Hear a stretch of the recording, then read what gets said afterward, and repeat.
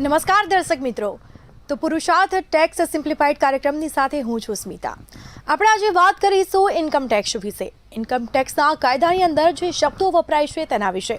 ગયા એપિસોડમાં આપણે જીએસટીને લઈને વાતચીત કરી હતી અને તેના કાયદા વિશે પણ આપણે સરળ ભાષામાં સમજ્યા હતા. હવે આપણે આજે વાત કરવાની છે ઇન્કમ ટેક્સના શબ્દોના કાયદા વિશેની. તો ખાસ આપણે આજે ચર્ચા કરવાના છીએ આ મુદ્દા ઉપર.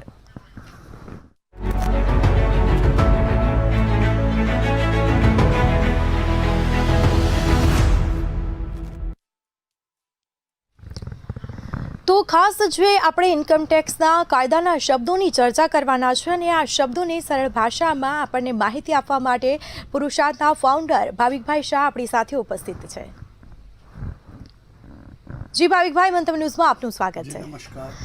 બિલકુલથી. તો આપણે જે ગયા એપિસોડમાં ઘણા બધા મુદ્દાઓ પર ચર્ચા કરી છે જીએસટીને લઈને, અને આપણે સરસ માહિતી આપી અમારા દર્શક મિત્રોને, અને વેપારીઓ પણ સરસ ભાષામાં સમજ્યા હશે. હવે થોડીક ઇન્કમ ટેક્સને લઈને વાતચીત કરવાના છે. તો ઇન્કમ ટેક્સમાં જે કલમ 231 મુજબ વ્યક્તિમાં કોનો સમાવેશ થાય છે તેના વિશે આજે માહિતી આપશો. વ્યક્તિ એટલે એકચ્યુઅલી વ્યક્તિ જ નહીં કે જેમ આપણે માણસ કહીએ એવું નહીં, પણ ઇન્કમ ટેક્સમાં જે કોઈ પણ વ્યક્તિની વ્યાખ્યામાં વ્યક્તિગત ઇન્ડિવિજ્યુઅલ પર્સન પણ આવી જાય, કંપની આવી જાય, HUF આવી જાય, ફર્મ આવી જાય, એસોસિએશન ઓફ પર્સન આવી જાય, આર્ટિફિશિયલ જ્યુડિશિયલ પર્સન પણ આવી જાય. એટલે જે કોઈ પણ પર્સન છે, SSE છે, જે ટેક્સ પેયર છે કોઈ પણ પ્રકારના, એ તમામને વ્યક્તિ તરીકે ઓળખવામાં આવે છે ઇન્કમ ટેક્સમાં. બિલકુલથી ભાવિકભાઈ. તો કરદાતા કોણ હોય છે તેના વિશે થોડી માહિતી આપશો. કરદાતા એટલે ટેક્સ પેયર. ટેક્સ પેયરના પ્રકાર ઘણા બધા છે, જેમ કે ઇન્ડિવિજ્યુઅલ વ્યક્તિગત, કે ભાઈ તમારા મારા જેવા માણસો, એ બધા ઇન્ડિવિજ્યુઅલ કહેવાય. HUF એટલે હિન્દુ અનડિવાઇડેડ ફેમિલી કહેવાય. પછી કંપની છે, જેમ કે આ બધી કંપનીઓ ઘણી બધી છે, રિલાયન્સ છે, ટાટા છે, આ બધી કંપનીઓ છે. એ સિવાય ફર્મ, પાર્ટનરશિપ ફર્મ છે, લિમિટેડ લાયબિલિટી પાર્ટનરશિપ છે, ટ્રસ્ટ હોય, એસોસિએશન ઓફ પર્સન હોય, આર્ટિફિશિયલ જ્યુડિશિયલ પર્સન હોય, લોકલ ઓથોરિટીઝ જેમ કે આ અમદાવાદ મ્યુનિસિપલ કોર્પોરેશન, એ બધા જે વ્યક્તિઓને એ બધા કરદાતા ગણવામાં આવે છે ઇન્કમ ટેક્સ માટે. બિલકુલથી. તો આપણે જે આ કરદાતાને લઈને વાત કરી કે કરદાતા કોણ છે, હવે વાત કરીશું કે આકારણી વર્ષ એટલે શું તેના વિશે થોડી માહિતી આપશો. હવે આકારણી વર્ષ એટલે એસેસમેન્ટ યર. એસેસમેન્ટ યર એટલે જે પાછલું વર્ષ છે, ફાઇનાન્શિયલ યર, કે જે વર્ષની ઇન્કમ આપણે નેક્સ્ટ યરમાં એસેસ કરવાની છે. જેમ કે 1/4/24થી 31/3/25, આ 24-25નું ફાઇનાન્શિયલ યર કહેવાય. એ વર્ષ દરમિયાન જે કોઈ પણ આવક આપણે થઈ 31 માર્ચ 25 રાતે 12 વાગ્યા સુધી 24-25 ફાઇનાન્શિયલ યર ચાલુ હોય, એની જે કંઈ પણ આવક થઈ છે એ બધી જ આવકનું એસેસમેન્ટ 1/4/25થી શરૂ થાય. કારણ કે જ્યાં સુધી વર્ષ પૂરું થયું નથી ત્યાં સુધી તમે કેટલું કમાયા એ તમે નક્કી નથી કરી શકતા. વર્ષ પૂરું ના થાય, આજે તમે 25 માર્ચ 2025 1 કરોડ રૂપિયા કમાયા છો, પણ 26 માર્ચે કશું બી થયું, લોસ થયો, તો તમારું ઝીરો પણ થઈ જઈ શકે છે. એટલે વર્ષ પૂરું થશે નહીં, એટલે એક વર્ષ, દરેક વર્ષની આવક, જે આવકનું વર્ષ છે એના પછીનું નેક્સ્ટ ઇમિજિએટ યર એ એસેસમેન્ટ યર, આકારણી વર્ષ કહેવામાં આવે છે. બિલકુલથી. તો હવે થોડું પાછલું વર્ષ એટલે શું તેના વિશે. પાછલું વર્ષ એટલે previous year, that is called financial year. કે ભાઈ 24-25 ફાઇનાન્શિયલ યર, તો એનું એસેસમેન્ટ યર 25-26 થશે. એવી જ રીતે 25-26 ફાઇનાન્શિયલ યર પણ આવશે પાછું, અને એનું એસેસમેન્ટ યર 26-27 થશે. 1/4/25થી 31/3/26 જે અત્યારે ચાલુ છે, that is called financial year. તો એ 25-26 ફાઇનાન્શિયલ યર એ પાછલું વર્ષ ગણવાનું. પણ એ ક્યારે પાછલું વર્ષ ગણાશે? 26-27 માટે. 26-27 આકારણી વર્ષ માટે, 25-26 પાછલું વર્ષ થશે. બિલકુલથી. તો આપણે આકારણી અને આ પાછલું વર્ષ અલગ અલગ રીતે સમજ્યા, પરંતુ હવે શું આકારણી વર્ષ અને જે પાછલું વર્ષ છે એ અલગ હોઈ શકે ખરા? આ બંને અલગ જ થયું ને એક જાતનું, કે ભાઈ પાછલું વર્ષ પ્રીવિયસ યર એટલે ઇન્કમ યર છે, કે જે વર્ષની ઇન્કમ બીજા નેક્સ્ટ ઇમિજિએટલી પ્રિસીડિંગ નેક્સ્ટ યરમાં, કે ભાઈ 24-25 ફાઇનાન્શિયલ યરનું એસેસમેન્ટ યર 26-27 ના થાય, 24-25 ફાઇનાન્શિયલ યરનું એસેસમેન્ટ યર 25-26 થાય, અને 25-26 ફાઇનાન્શિયલ યર બોલીએ તો એનું એસેસમેન્ટ યર 26-27 થાય. એટલે એ રીતે બંને વર્ષ અલગ અલગ પડે છે, કે ભાઈ ફાઇનાન્શિયલ યર અને એસેસમેન્ટ યર. બિલકુલથી. તો આકારણીમાં શાનો સમાવેશ થાય છે તેના વિશે થોડી વાત કરીશું. આકારણીમાં એસેસમેન્ટ, રીએસેસમેન્ટ કે બેસ્ટ જજમેન્ટ એસેસમેન્ટ, આ બધી જ વસ્તુનું જે આપણી ઇન્કમ એસેસ કરવામાં આવે કે આપણી ઇન્કમ પગારની આવક કેટલી છે, ધંધાની આવક કેટલી છે, શેર બજાર મૂડી નફાની આવક કેટલી છે, કે હાઉસ પ્રોપર્ટીની આવક કેટલી છે, આ બધા અનેક સોર્સિસમાંથી આપણી જે કંઈ પણ આવક થઈ છે એમાં એસેસમેન્ટ, રીએસેસમેન્ટ ગણો કે બેસ્ટ જજમેન્ટ એસેસમેન્ટ, એ બધું જ આકારણીમાં ગણાઈ જાય છે. હવે જે આ માની લીધેલ કરદાતા હોય છે તેના વિશે તેનું ઉદાહરણ આપો ને તેના વિશે થોડી દર્શક મિત્રોને માહિતી આપશો. માની લીધેલ કરદાતા એટલે કે એવી વ્યક્તિ જે પોતે ટેક્સ લાયબિલિટી એની પોતાની નથી થતી. જેમ કે કોઈ વ્યક્તિ એક્સપાયર થઈ ગયા ડ્યુરિંગ ધ ફાઇનાન્શિયલ યર, કે અત્યારે 25-26 ફાઇનાન્શિયલ યરમાં કોઈ વ્યક્તિ એક્સપાયર થઈ જાય છે 1 જાન્યુઆરી 2026, તો હવે એના જે વારસદારો છે, જે એનો લીગલ હેર, એ લીગલ હેર એના માટે માની દીધેલ કરદાતા થઈ જશે. એટલે લીગલ હેરનું બે રીતે એસેસમેન્ટ થશે, એનું પર્સનલ પણ થશે અને જે વ્યક્તિનો એને વારસો મળ્યો છે ને એ વ્યક્તિનું જે કંઈ પણ આવક થઈ છે એની ઉપર જે કંઈ પણ ટેક્સ લાયબિલિટી છે એ ટેક્સ લાયબિલિટી એણે એનું રિટર્ન ફાઇલ કરવું પડશે લીગલ હેર તરીકેનું, અને એને માની લીધેલ કરદાતા ગણવામાં આવશે ટેક્સ પર્પઝ માટે. હા બિલકુલથી. તો આ જે કસૂરવાર કરદાતા હોય છે એટલે શું હોય? એ એસએસસી ઇન ડિફોલ્ટ, કે ભાઈ જે કરદાતાની સામે કોઈ પણ પ્રકારની ટેક્સની કે વ્યાજની કે દંડની ટેક્સ, ઇન્ટરેસ્ટ કે પેનલ્ટી એ કંઈ પણ રિકવરી બાકી હોય તો એવા એસએસસીને, એવા કરદાતાને કસૂરવાર કરદાતા કહેવામાં આવે છે. હા બિલકુલથી. તો આ જે મહત્તમ સીમાદર હોય છે એ શું હોય છે? Maximum marginal rate of tax. બરાબર, એ maximum marginal rate of tax એટલે કે જે મેક્સિમમ રેટ છે ઇન્કમ ટેક્સનો સ્લેબ અત્યારે 0% ચાલુ થાય કે ભાઈ 4 લાખ સુધી 0% છે, 4 થી 8 લાખ સુધી 5% છે, 8 થી 12 લાખ સુધી 10% છે, પછી 15 છે, 20 છે, 25 છે, 30 છે, તો મેક્સિમમ રેટ 30% થયો, પ્લસ 4% એજ્યુકેશન સેસ સરચાર્જ હોય છે, એટલે 31.2% એ maximum marginal rate of tax થઈ ગયો. બિલકુલથી.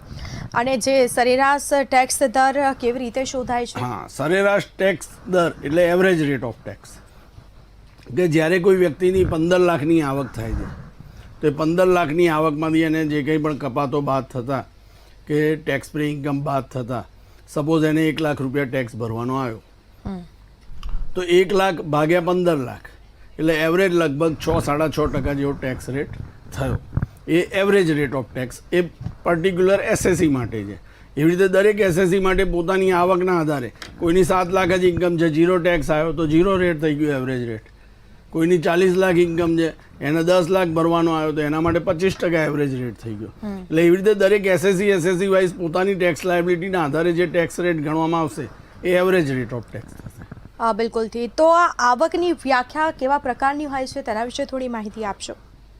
આવકની વ્યાખ્યા ઇન્કમ ટેક્સમાં ઇન્ક્લુઝિવ વ્યાખ્યા છે, એટલે સમાવેશી, કે આવકમાં શું શું ગણવામાં આવશે એવી રીતે વ્યાખ્યા આપવામાં આવી છે. આવકમાં બેઝિકલી 5 હેડ પાડવામાં આવ્યા છે ઇન્કમ ટેક્સ માટે, કે પગારની આવક, કે તમને જે કંઈ પણ પગાર કે મહેનતાણું મળશે એ તમારી આવક ગણાશે. બીજી મકાન મિલકતની આવક, ત્રીજી છે ધંધા વ્યવસાયની એની આવક, ચોથી છે મૂડી નફાની આવક, અને પાંચમી છે કે જે આ 4 હેડમાં ક્યાંય પણ નથી આવતી એ બધી ઇન્કમ ફ્રોમ અધર સોર્સિસ આવક.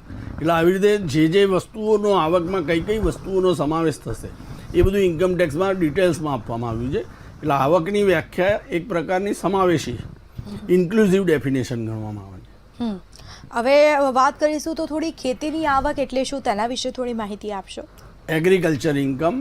એગ્રીકલ્ચર ઇન્કમ બેઝિકલી જો બીજી કોઈ ઇન્કમ ટેક્સેબલ ના થતી હોય તો ટેક્સ ફ્રી હોય છે, અને એગ્રીકલ્ચર ઇન્કમ એટલે ફક્ત ખેતી, એટલે જે ખેડૂત ખેતી કરે છે એના જે કંઈ પણ ઉત્પાદનો વેચે છે એ ટેક્સ ફ્રી થશે, પ્લસ જમીનમાંથી આવતું ભાડું.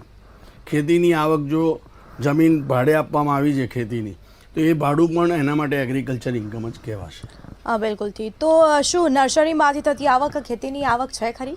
નર્સરીમાં જે કંઈ પણ રોપા ઉછેર કરવામાં આવે છે ફ્રૂટ્સના કે કોઈ પણ પ્લાન્ટ્સ કે ફ્લાવર્સના, તો આ બધા જે કંઈ પણ ઝાડ રોપવામાં આવે, એનો ઉછેર કરવામાં આવે ને એનું વેચાણ કરવામાં આવે તો એ ઓકે ટેક્સ ફ્રી છે, એ એગ્રીકલ્ચર ઇન્કમ જ ગણવામાં આવે છે.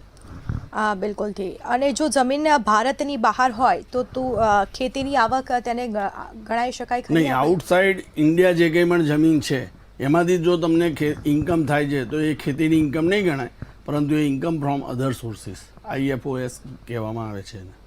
હા બિલકુલથી. તો આ ડિવિડન્ડમાં શું હોય છે?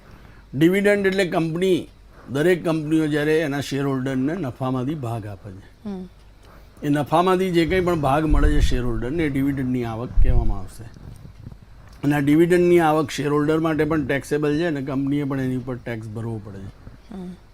હવે આ શું શેર પ્રીમિયમ ડિવિડન્ડ ગણાય ખરી? નહીં, શેર પ્રીમિયમ એ ડિવિડન્ડ નથી ગણવામાં આવતું, પણ એક જાતનો મૂડી નફાની આવક કહેવામાં આવે છે, મૂડી પ્રાપ્તિ કહેવામાં આવે છે કંપનીઓ માટે. કે જેમ કે કોઈ કંપની શેર, અત્યારે ઘણા બધા IPO આવે છે તો 10 રૂપિયાનો શેર હોય ફેસ વેલ્યુ, અને કંપની એને 500 રૂપિયામાં આપે છે, તો કોઈ પણ વ્યક્તિ એના 100 શેર લેવા માંગશે તો એણે 50,000 રૂપિયા આપવા પડશે, પણ એને ફક્ત શેરની ફેસ વેલ્યુ એટલે કે ફક્ત 1,000 રૂપિયાની જ ફેસ વેલ્યુના શેર મળશે.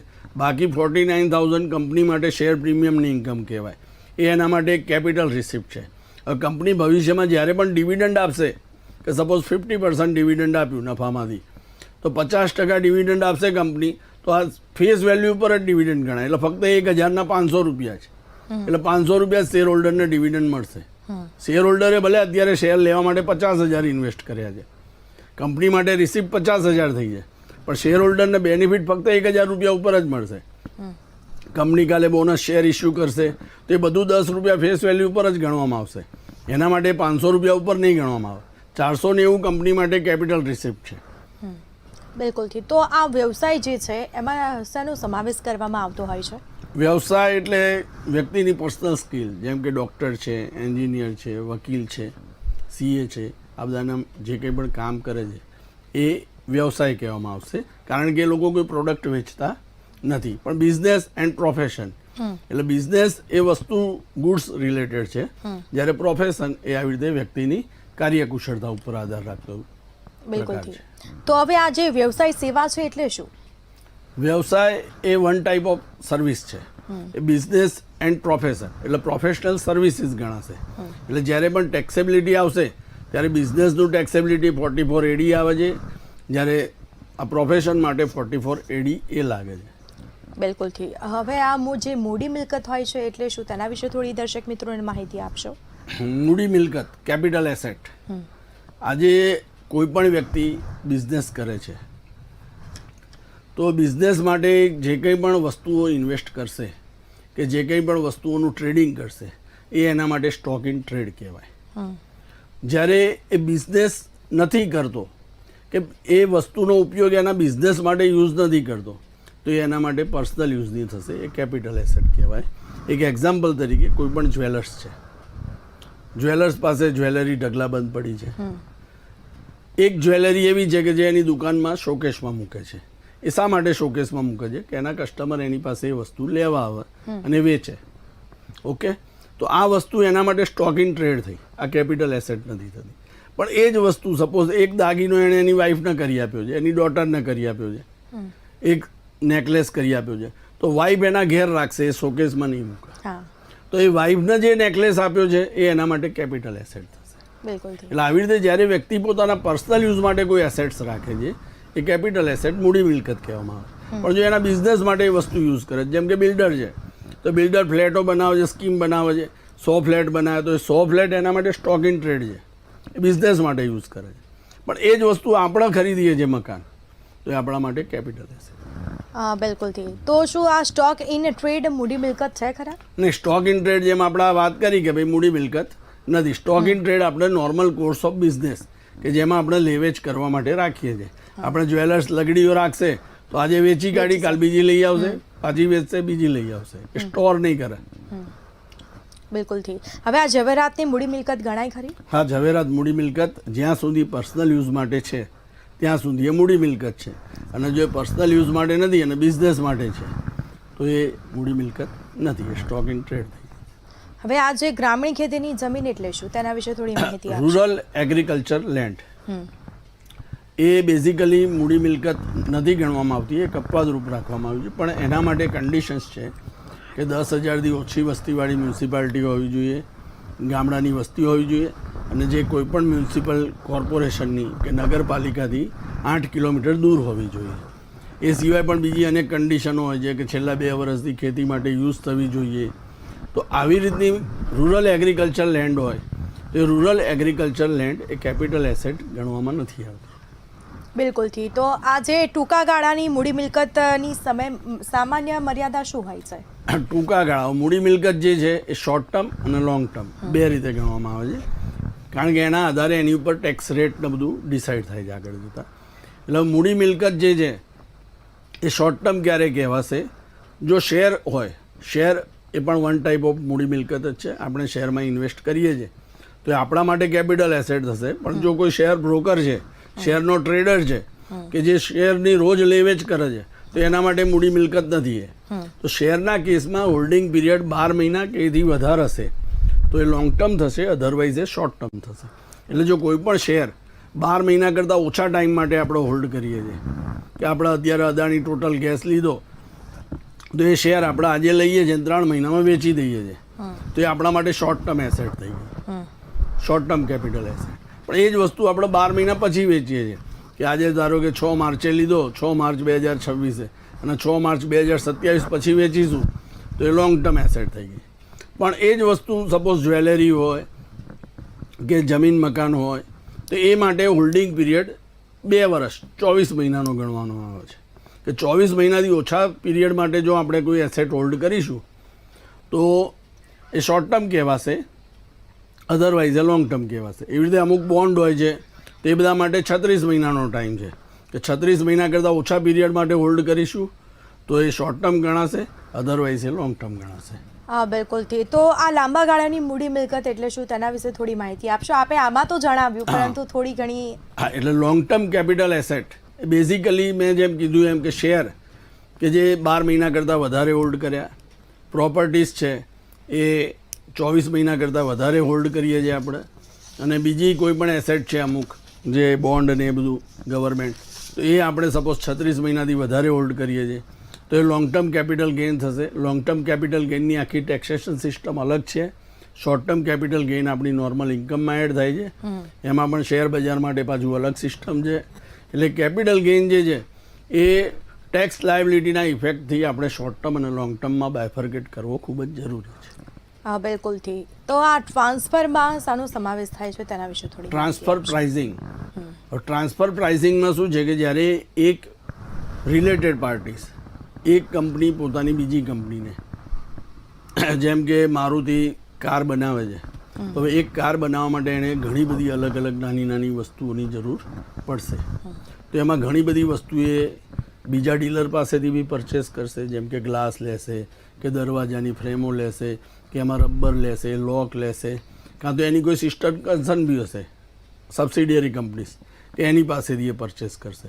તો જ્યારે આવી રીતે રિલેટેડ પાર્ટીઝ પાસે જે કંઈ પણ ટ્રાન્ઝેક્શન થાય છે એ જે પ્રાઇઝે થાય છે એમાં કઈ પ્રાઇઝે કરવું જોઈએ કે જેથી કરીને પ્રોફિટનું ડિવિઝન ના થવું જોઈએ. ઇન્કમ ટેક્સનો કાયદો શું કહે છે કે ભાઈ તમારી જે આવક સાચી છે એ તમે શો કરો. એક કંપનીની આવક પોતે ઓછી બતાવવા માટે એ 10 રૂપિયાની વસ્તુ 40 રૂપિયામાં પણ લઈ લે કે જેથી મારો નફો ઓછો થાય અને ઓલાનો નફો વધી જાય, તો એ બે અલગ અલગ સ્લેબનો ચેન્જ. તો આના માટે જે રિલેટેડ પાર્ટીઝ ટ્રાન્ઝેક્શન માટે ટ્રાન્સફર પ્રાઇસિંગ નક્કી કરવામાં આવે છે. હા, બિલકુલથી. તો શું મિલકતનું ફરજિયાત સંપાદન ટ્રાન્સફર ગણાય ખરા? હા, મિલકતનું ફરજિયાત સંપાદન એટલે જ્યારે ગવર્મેન્ટ કોઈ પણ મોટો ડેમ બનાવે છે, પ્રોજેક્ટ હોય, નેશનલ હાઈવે, જેમ કે અત્યારે બુલેટ ટ્રેન બને છે તો ઘણા બધાના ખેતરમાંથી બુલેટ ટ્રેન પસાર થવાની, તો એ લોકોની જમીન ફરજિયાત ગવર્મેન્ટ કમ્પલસરી એક્વિઝિશન કરે કે તમારે વેચવી ના હોય તો પણ સરકાર લઈ જ લે. એટલે કદાચ ખેડૂત એમ કે ભાઈ અમારે નથી આપવી પણ એ ના ચાલે, કારણ કે એના રૂટમાં આવે છે. હવે તમે વચ્ચે ખેડતર આવે છે, તમે ના આપો જગ્યા તો કે થોડીક એને ગોળ ગોળ ફેરવશે ત્યાં ટ્રેનને, એટલે ફરજિયાત કમ્પલસરી અહીંથી મુંબઈ સુધીનું જે રસ્તામાં આવતા હશે ખેતર એ ગવર્મેન્ટ એક્વાયર કરે, એના માટે છાપામાં નોટિફિકેશન આપે, એની જે કંઈ પણ પ્રાઇસ નક્કી થાય એરિયા પ્રમાણે, કોઈ નવસારીમાં અલગ પ્રાઇસ નક્કી થાય, સુરતમાં અલગ થાય, અમદાવાદમાં અલગ થાય, કારણ કે એરિયા પ્રમાણે પ્રાઇસ નક્કી થાય. અને એ વળતર સરકાર આપે જ છે ખેડૂતોને. એ તો ફાયદો રહે કે ભાઈ જમીન ગઈ છે પણ જમીન ગઈ પૈસા મળે, અને પૈસા બજાર ભાવ કરતાં થોડા ઓછા બી હોય છે, એટલે ઘણી જગ્યાએ અસંતોષ પણ થાય છે. પછી પાછળથી બીજું વળતર આપે, આગળ હાઈકોર્ટમાં જાય બધા. તો જે કંઈ બી કમ્પલસરી એક્વિઝિશન થયું તો એ ટ્રાન્સફર જ ગણાશે અને એના પેટે મળતા પૈસા પણ એનો ઇન્કમ જ ગણાશે. બિલકુલથી. તો આ જે સ્લમ્પ સેલ છે એ શું હોય છે? સ્લમ્પ સેલ જ્યારે કોઈ કંપની વેચાય તો કંપનીમાં તો ઘણી બધી વસ્તુઓ છે, પ્લાન્ટ મશીનરી છે, વ્હીકલ્સ છે, પછી લેન્ડ બિલ્ડિંગ છે. હવે આ બધી વસ્તુ જો અલગ અલગ કરીને વેચવામાં આવે કે ભાઈ સ્ટોક પડ્યો છે માલનો, આજે કોઈ પણ એક કંપની અત્યારે એમ કરવું છે કે આને લિક્વિડેટ કરી દેવી છે, બંધ કરવી છે, આપણે આ બધું વેચી કાઢવું, તો આપણે અલગ અલગ પણ વેચી શકીએ છીએ. તો અલગ અલગ વેચીશું તો એ સ્લમ્પ સેલમાં નહીં આવે. પણ બધું સામટું જ A to Z, આ જમીન છે, પ્લાન્ટ છે, આ ગાડી પડી છે, બધું જ સાથે આપી દેવાનું છે. લો આ ચાવીને અમે છૂટા દઈએ. એ રીતે જે વસ્તુ સોદો થશે કે જેમાં કોઈ એક વસ્તુનો સ્પેસિફિક ભાવ નથી નક્કી કરવામાં આવતો કે ભાઈ આ ટેબલનો ભાવ નક્કી કરે, ખુરશીનો નક્કી કરે, પંખાનો કરે, એવી રીતે અલગ અલગ વસ્તુ નથી વેચવાની. બધું જથ્થાબંધમાં આપી દો કે બધું જ આપી 25 લાખ કે પછી 30 લાખમાં બધું લઈ બધું જ લેવું આપી દેવાનું, સીધું ઉચ્ચક આપી દીધું, તો એ સ્લમ્પ સેલ કહેવાય. છે. એટલે એની આખી ટેક્સ ટ્રીટમેન્ટ અલગ થાય. બિલકુલથી. તો આ વાજબી બજાર જે કિંમત હોય છે તે કોણ નક્કી કરતું હોય છે? વ્યાજબી બજાર કિંમત જ્યારે બે વ્યક્તિ પાસે સોદો થાય એ સોદાના આધારે વ્યાજબી બજાર કિંમત નક્કી થાય છે. પણ એમાં જે મેં અગાઉ કીધું કે ભાઈ રિલેટેડ પાર્ટી ટ્રાન્ઝેક્શન, કે એક પાર્ટી બીજી પાર્ટી જોડે રિલેશનમાં છે, સબસિડિયરી કંપની, પેરેન્ટ કંપની હોય કે એવી રીતે રિલેટેડ પાર્ટીઝના જે ટ્રાન્ઝેક્શન હોય તો એમાં જે એસેસિંગ ઓફિસર હોય એ પણ પ્રાઇઝિંગ, ટ્રાન્સફર પ્રાઇઝિંગ નક્કી કરી શકે છે. બિલકુલથી. તો આ જે ભારતીય કંપનીની મુખ્ય શરત શું હોય છે? ભારતીય કંપનીની મુખ્ય શરત કે ભાઈ ભારતીય કંપની એટલે જેનું બિઝનેસ પ્લેસ ભારતમાં રજિસ્ટર્ડ હોવું જોઈએ, કે જેનું પ્રિન્સિપલ પ્લેસ ઓફ બિઝનેસ છે એ પ્રિન્સિપલ પ્લેસ ઓફ બિઝનેસ ભારતમાં રજિસ્ટર્ડ કંપની, ભારતીય કંપની ધારા હેઠળ રજિસ્ટર્ડ કંપની હોવી જોઈએ. તો એ ભારતીય કંપની ઇન્ડિયન ડોમેસ્ટિક કંપની બની જાય છે. બિલકુલથી. તો આપે આ જે માહિતી આપી છે આપણે આશા રાખીએ કે દર્શક મિત્રોને ખબર પડી જ હશે, પરંતુ થોડી ઘણી ટિપ્સ આપી દો અમારા દર્શક મિત્રોને કે ખાસ ઇન્કમ ટેક્સમાં આ જે કાયદા છે તેના વિશે શું ધ્યાન રાખવું જોઈએ? ઇન્કમ ટેક્સના કાયદા વિશે એક તો અત્યારે નવી રિજીમ, જૂની રિજીમ, આવું ઘણું બધું અંદર કોમ્પ્લિકેશન આવી ગયું છે, જે આપણે આગળ પણ ચર્ચા હજી ઘણી બધી થશે. તો જ્યારે પણ તમે કોઈ પણ પ્રોપર્ટી લો છો, વેચો છો કે બેંક એકાઉન્ટ ઓપરેટ કરો છો, બેંકમાં ટ્રાન્ઝેક્શન કરો છો, કેશ ભરો છો, કેશ ઉપાડો છો, તો આવી દરેક વખતે ખાસ પોતાના ટેક્સ એક્સપર્ટ જે બી હોય, કન્સલ્ટન્ટ, એમની સલાહ લેવી જોઈએ. એ સલાહ લીધા પછી જ આપણે કાર્ય કરવું જોઈએ. જો એકવાર તમે કાર્ય કરી નાખશો અને પછી સલાહ લીશો તો એ વસ્તુ રિવર્સિબલ નથી, કે એકવાર ખાતામાંથી 3 લાખ રોકડા સામટા ઉપાડી લીધા અને પછી તમે સલાહ લેવા જશો તો એનો કોઈ મતલબ નથી. એકવાર ઉપાડતા પહેલાં તમે પૂછો કે ભાઈ મારે આ રીતનું આ કામ કરવાનું છે, એના માટે આ રીતે પૈસાની જરૂર છે, તો હું કેશ ઉપાડું કે બાય ઓનલાઈન ટ્રાન્સફર કરું કે શું કરું, જે કંઈ પણ ટેક્સ એક્સપર્ટની સલાહ લેવી જોઈએ, જેથી તમે ટેક્સ પ્લાનિંગ કરી શકો. અધરવાઇઝ તમારું એનું એ જ કામ ટેક્સ ઇવેઝનમાં જતું રહેશે, તો એ તમારા માથે પેનલ્ટીનો બોજો ઊભો થઈ જશે. બિલકુલથી. તો ભાવિકભાઈ, અમારા દર્શક મિત્રોને સરસ જીએસટીને લઈને બી આપે માહિતી આપી હતી અને આજે ઇન્કમ ટેક્સને લઈને બી આપણે તેના કાયદાના શબ્દો વિશે ચર્ચા કરી છે અને સરળ ભાષામાં આપે જે દર્શક મિત્રોને માહિતી આપી તે બદલ આપનો ખૂબ ખૂબ આભાર. તો આજે આપણે જે ચર્ચા કરી છે ઇન્કમ ટેક્સના કાયદાની અંદર જે શબ્દો વપરાય છે તેના વિશે હજી આગળ બી આપણે ઘણી બધી ચર્ચાઓ કરવાની છે ઇન્કમ ટેક્સને લઈને. ફરી મળીશું. મને રજા આપશો. નમસ્કાર.